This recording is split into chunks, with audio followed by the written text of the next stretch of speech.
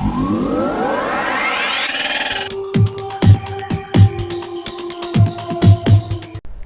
Friends and welcome back to InPage tutorial number 4। और आज के इस ट्यूटोरियल के अंदर जैसे कि मैंने स्लाइड में आपके पास शेयर किया था कि हम जो है आज इसके अंदर उर्दू राइटिंग के ऊपर थोड़ा सा बात करेंगे कि उर्दू राइटिंग को आप किस तरीके से जो है, अगर आपको नहीं आती है टाइप करना, तो आप किस तरीके से जो है अपनी उर्दू राइटिंग स्टार्ट कर सकते हो इन पेज के अंदर।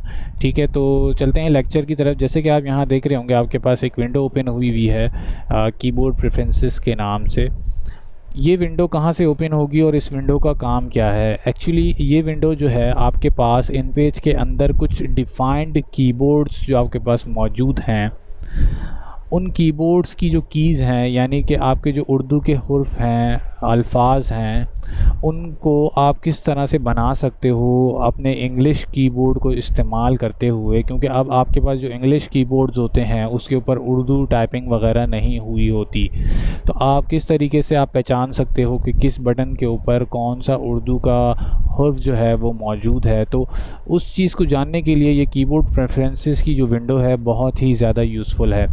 इस कीबोर्ड प्रेफरेंसेस को ओपन करने के लिए आपने सिंपल एडिट में जाके प्रेफरेंसेस के अंदर आपके पास यहाँ मौजूद है एक ऑप्शन कीबोर्ड प्रेफरेंसेस के नाम से। इस पे आप जाओगे तो आपके पास यहाँ पर कुछ बने बनाए कीबोर्ड्स हैं जो कि आपके पास यहाँ पर मौजूद हैं। ठीक है, जिनमें आपके पास जो सबसे बहुत ज़्यादा मशहूर कीबोर्ड जो हैं वो मोनोटाइप, आफ्ताब और मुक्तादरा के नाम से एक है, फोनेटिक है, फ़ारसी है, अरबिक है, कश्मीरी है और खुर्दिश है। उसके अलावा आपके पास यहाँ पर कुछ यूज़र डिफ़ाइंड कीबोर्ड्स भी मौजूद हैं। ठीक है, यानी कि जो यूज़र्स ने जो ख़ुद से डिफ़ाइन किए हुए हैं, तो इन कीबोर्ड्स को भी आप जो है वो बना सकते हो, जो बने हुए हैं उनको यूज़ कर सकते हो। ठीक है, ज़्यादातर जो कीबोर्ड इस्तेमाल होता है वो है, एक तो आपके पास फ़ारसी और दूसरा जो है वो है फ़ोनेटिक।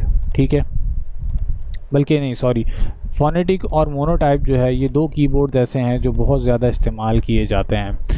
मैं ख़ुद फ़ोनेटिक इस्तेमाल करता हूँ और 100 में से 70% यूज़र्स जो हैं वो फ़ोनेटिक कीबोर्ड को इस्तेमाल करते हैं और इसको ज़्यादा प्रेफर करते हैं। उसको प्रेफर करने की वजह क्या है मैं आपको अभी बता देता हूँ। फिर आपके पास यहाँ पे दो ऑप्शंस और हैं, एक है इनेबल पुश्तो और इनेबल सिंधी। इन दोनों को भी आप जो है वो टाइप कर सकते हो अपने इन पेज के अंदर। अगर आपने इन दोनों ऑप्शंस को इनेबल कर दिया तो आपके पास पुश्तो और सिंधी के जो हुर्फ हैं वो भी आपके पास कीबोर्ड के अंदर अवेलेबल हो जाते हैं और फिर आप सिंधी टाइपिंग आराम से कर सकते हो। ठीक है, अब मैं चलता हूँ फ़ोनेटिक कीबोर्ड की व्यू की तरफ। फ़ोनेटिक कीबोर्ड का मैं जब व्यू ओपन करता हूँ तो आपके पास यहाँ आप देख रहे होंगे कि यहाँ पर कुछ कीबोर्ड्स के जो हुर्फ हैं वो मौजूद हैं। ठीक है, और उसके अलावा आपके पास पूरा का पूरा कीबोर्ड जो है वो यहाँ मौजूद है। इस कीबोर्ड में आपके पास दो तरह की कैटेगरीज़ मौजूद हैं। एक है कैपिटल लेटर्स जो कि ऊपर की तरफ हैं, ठीक है, हर जगह पे, और दूसरा जो है वो है स्मॉल लेटर्स जो कि नीचे की तरफ यहाँ पर मौजूद हैं।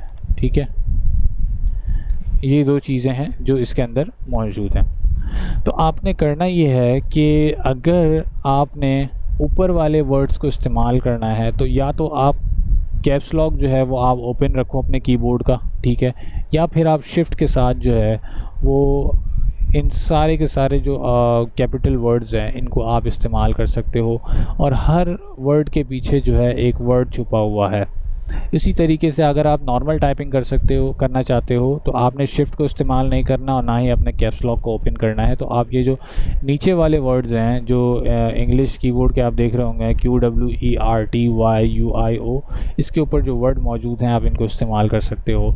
अब फ़ोनेटिक कीबोर्ड की ख़ासियत क्या है कि जैसे कि आप देख रहे होंगे कि जैसे Q है तो Q के ऊपर काफ मौजूद है, बहुत आसान है इसको रिमेंबर करना। अलिफ जो है वो A के ऊपर मौजूद है, गाफ जो है वो G के ऊपर मौजूद है, फ़े जो है वो F के ऊपर मौजूद है।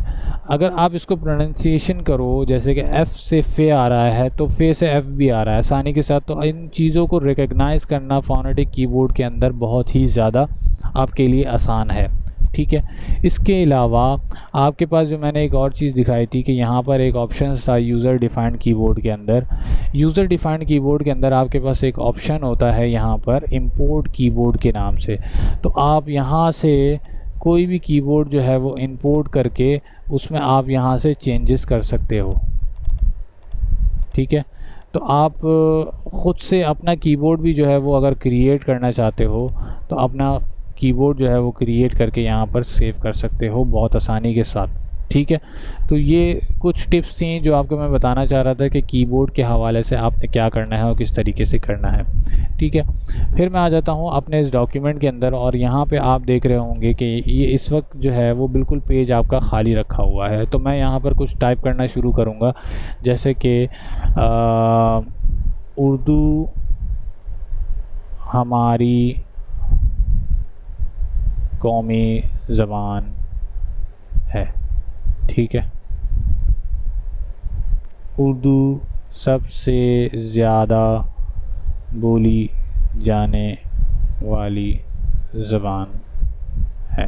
तो ये जो मैंने टाइपिंग की है इस वक्त आप देख रहे होंगे, ये मैंने फ़ोनेटिक कीबोर्ड को यूज़ करते हुए जो है ये टाइपिंग की है, ठीक है। तो बहुत ही आसान तरीका है। आपने सिंपल करना ये है कि अगर आपको कीबोर्ड याद नहीं है तो आपने फ़ोनेटिक कीबोर्ड को जाके सिंपल जो है यहाँ से एक प्रिंट आउट निकाल लेना है और अपने सामने इस पेज को रखना है। जो जो कीज़ आप देखते जा रहे हो, आप टाइप करते जा रहे हो, तो आप जितना इसको टाइपिंग करोगे उतना जल्दी आप जो है वो वर्ड्स को रिकग्नाइज़ करना शुरू कर दोगे कीबोर्ड के ऊपर और आपको बहुत ही आसानी से जो है वो कीज़ याद होना शुरू हो जाएंगी।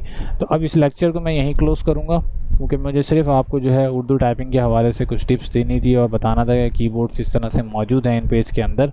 तो वो मैं कंप्लीट कर चुका हूँ और अब मैं इस लेक्चर को यहीं क्लोज़ करूँगा और नेक्स्ट उसके अंदर मैं आपको टूल बार के बारे में थोड़ा सा डिफ़ाइन करूँगा कि ये टूल बार जो है इसके अंदर क्या क्या चीज़ें जो हैं वो अवेलेबल है और इसको हम लोग कहाँ कहाँ इस्तेमाल करेंगे। तब तक के लिए अल्लाह।